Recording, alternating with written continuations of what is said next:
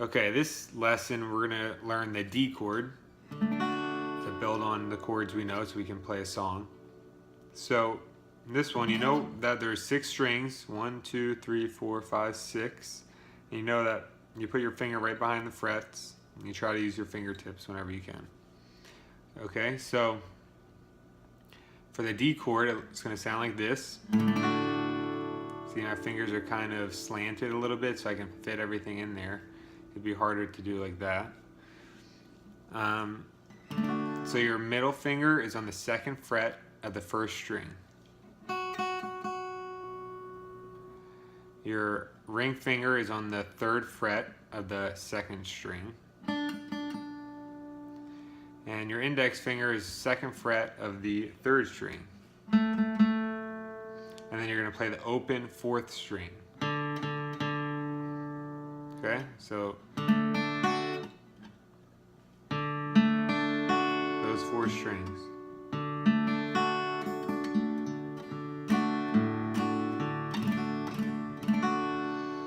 So you don't want to overly push or you're really going to hurt your fingers. These are thin strings on the bottom, so it will be a little tougher on your fingers. So just practice for a little, don't over practice.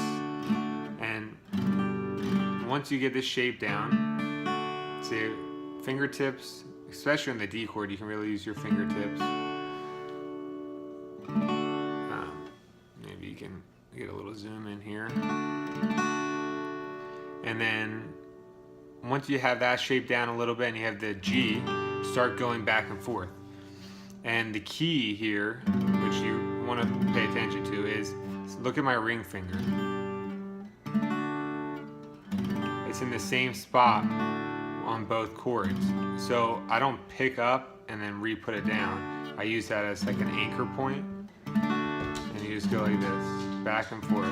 So learn your G chord, like we did in the last video. Learn this D chord. Don't get too frustrated. You know, push through the pain a little bit. And then just practice going back and forth, keeping that ring finger in the same spot, not moving it, on the 3rd fret, 2nd string. That'll help you get to from one chord to the other a lot quicker. And just go like this, back and forth. And you can maybe add some rhythm to it.